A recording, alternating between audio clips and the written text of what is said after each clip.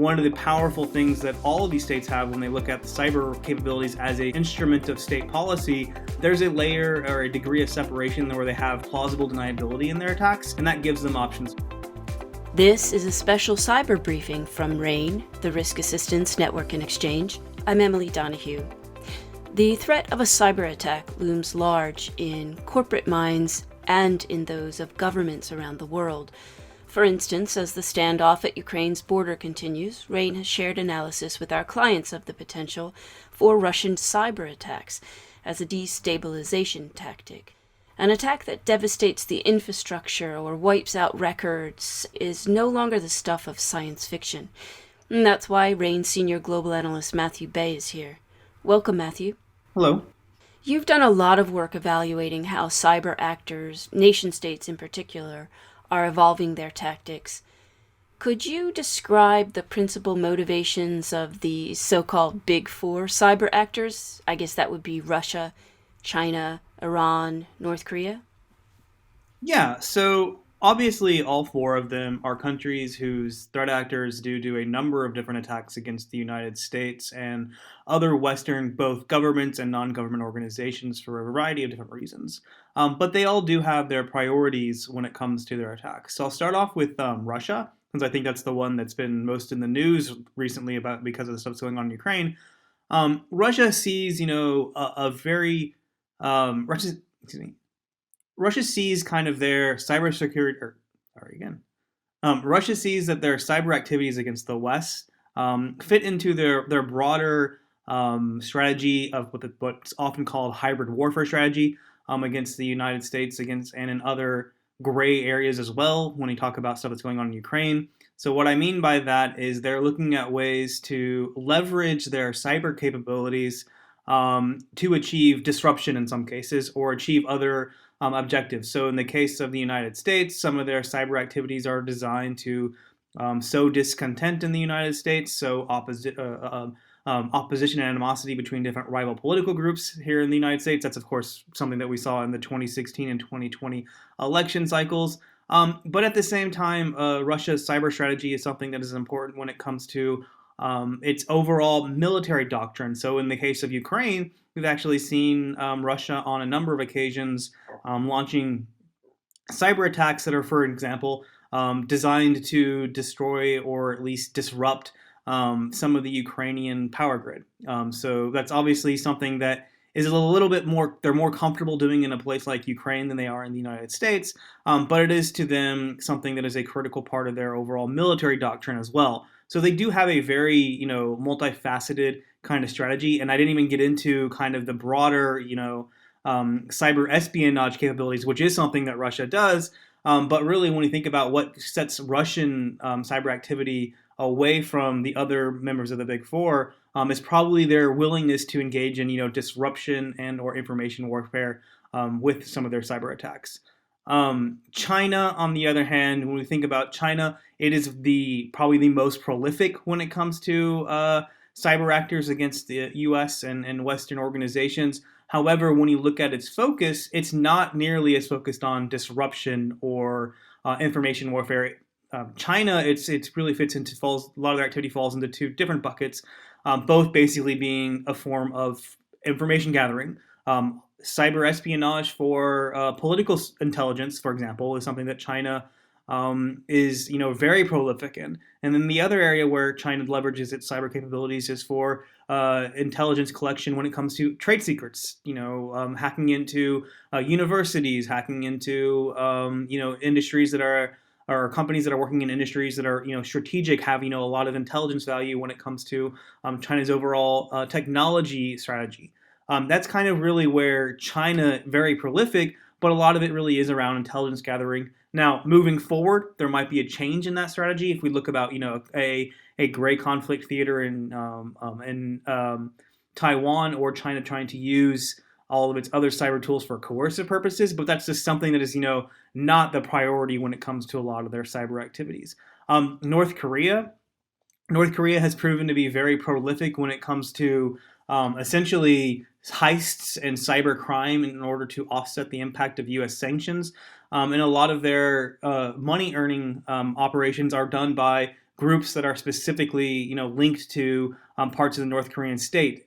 When you look at North Korea, you're talking about a country that only has an economy of, tens of billions of dollars. That means if they can earn $1 billion a year when it comes to cyber crime, that's something that's very significant for the North Korean state in a way that, criminal activity and financially motivated cyber attacks wouldn't make a lot of sense, for example, compared to for Russia or China, when you just look at the overall sheer size of their economies. Doesn't mean that Russian and or Chinese hackers that are state linked aren't engaging in some financially motivated cyber attacks. It's just, again, not the priority. When you look at the North Korean strategy, that is the number one priority, with the exception of a few cases where we've seen them being a little bit more politically motivated when they, for example, did the Sony Pictures hack in 2014, which is really what was a retaliation for Sony Pictures backing the Interview film, which was a film that depicted an assassination of the North Korean leader.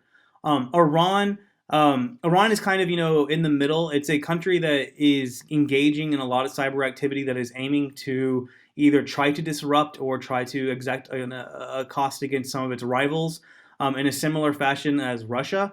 However, its capabilities haven't been as significant as Russian actors. But what we are starting to see from our Iranian hackers is the use of essentially ransomware, but for political purposes. So there's been a couple of Iranian threat actors that are basically doing ransomware attacks, but not even demanding any kind of a ransom at the end. Essentially, it's an attack that aims to encrypt a system here or in the United States or in Israel, but aiming to cause, economic impact for, political purposes. Anti-Zionist is one of the phrasing that sometimes that they will use when it comes to some of these groups when they say why they're attacking Israeli institutions.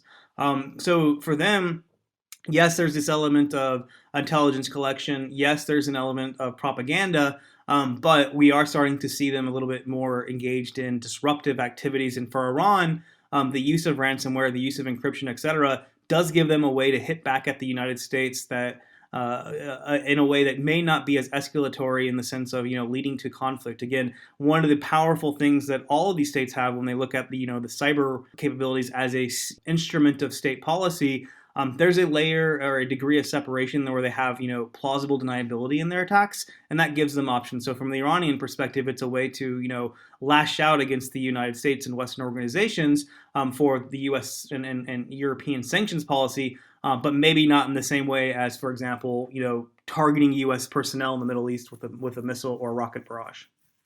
Matthew, how would you see the threat from these actors evolving over the near to midterm? In particular, let's focus on Russia, China, and Iran.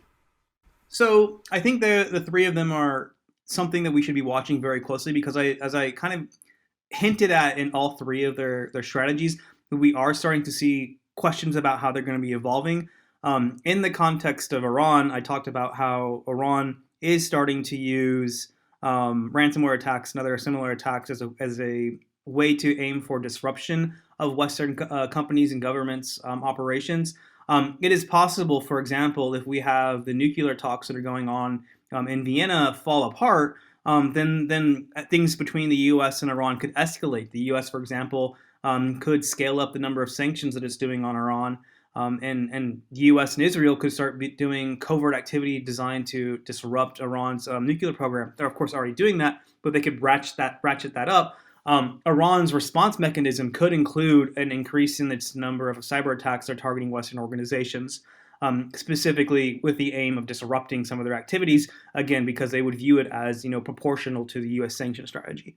The big issue with China is whether or not they will use their immense cyber capabilities, but take a more disruptive strategy when it comes to using them for coercive political purposes. While China hasn't really done that to the same degree as Russia, given the fact that, in places like Taiwan or even in places like Southeast Asia, we are seeing the U.S. and China engage in more competition. In the case of Taiwan, of course, they view it as a province. There's a question as to whether or not China will start to use its cyber tool more as a way to coerce governments in those regions to adopt pro-China policies. Or in the case of Taiwan, make sure that the government that is in power in Taipei doesn't really go too far in adopting pro-independence policies. And that can include things that are looking more like what Russia has done now, i.e. attacks that are aiming to disrupt some of the organizations, or just scaling up the number of attacks that they're doing against, say, Taiwanese organizations, with the aim of using that as a pressure point against the Taiwanese government. In the context of Russia, obviously, Russia's kind of information warfare campaign here in the United States is something that's going to be continuing ahead of this year's election cycle. But the area where, of course, most people are going to be concerned about is any potential fallout of the tension right now in Ukraine. We've already seen evidence of data wipers that are being used by Russian, or at least suspected to be the work of Russian hackers that are in Ukraine. Is something there that, if you think about what we've seen in the past by Russia, Russia has actually done this on several occasions against Ukraine, where we saw the 2017 NotPetya attacks. The point there being, though, is that if we start to see a conflict really starting to evolve like a Russian invasion of Ukraine, cyber is going to be a huge component of that, and that's going to get organizations that not only are active in Ukraine, but it could also lead to organizations that are connected to some degree to Ukraine. What I mean by that, have Ukrainian clients, Ukrainian suppliers, etc. They could find basically all of those kinds of different kind of relationships now starting to see some of their partners being affected by some of those cyber attacks. And what would you say would be the implications for corporate multinationals? So obviously, when we talk about the implications for corporations from nation state actors when it comes to cyber attacks, this is not entirely new. We've seen how cyber espionage and those kinds of attacks have been major issues for organizations over the last decade, but we are starting to now see nation state actors starting to look at other ways to use cyber tools that could find organizations caught in the middle. And as we see geopolitical competition between the United States and the Big Four continuing to accelerate, that means that the cyber tool, which again is something that is not as escalatory as other forms of coercion, something that they are going to be more willing to consider, whether it be from an information warfare standpoint, a cyber coercion standpoint, hacking for state secrets standpoint, or in some of the worst case scenarios, as a way to disrupt or cause economic consequences for the U.S. or the West maintaining a status quo policy. Matthew, you recently wrote a report looking at how the Russians might respond to sanctions surrounding their activities in Ukraine. What was the main takeaway regarding possible cyber actions we could expect the Russians to take? Yeah, so that analysis was focused on a kind of a worst case scenario, which is where we see an outcome where Russia does invade Ukraine, but also at the same time the United States and the West implement significant sanctions against Russia. The kinds of sanctions that we're talking about in this scenario may not be as significant as sanctioning the entire financial system of Russia to the point where it can't connect with the international financial system, but does include substantial sanctions on, for example, aspects of the Russian oil and gas sector, or major Russian banks, oligarchs that are very close to President Vladimir Putin. These are all very significant sanctions, and Russia would be looking at them essentially as wondering, are they something that could go away? And that is something when you think about, Russia's willingness to engage in some more of these disruptive attacks that we've seen in Ukraine. If the U.S. and the West does put into place substantial sanctions architecture on Russia that is going to have, significant economic harm against Russia, you would actually have to expect that the Russian retaliation would include what they would be viewing as proportional cyber retaliation that could cause cyber disruption in the U.S. and the Western economies through things like releasing malware that is aiming to disrupt a lot of different organizations' computer systems, and data wipers. So when you think about the 2017 NotPetya attacks, yes, those were largely concentrated in Ukraine, but that is kind of giving us a blueprint of what we could expect to see Russia engage in terms of targeting Western organizations here in the United States and Western Europe, if the U.S. and the West does back very significant sanctions that are designed to really cripple the Russian economy. Thank you for that guidance, Matthew. Thank you, Emily. You can learn more about RANE cyber risk solutions at info@ranenetwork.com. Make sure to subscribe to our daily cyber brief and get improved situational awareness on emerging cyber threats. Details are at ranenetwork.com. That's RANE network.com. I'm Emily Donahue. Thank you for listening.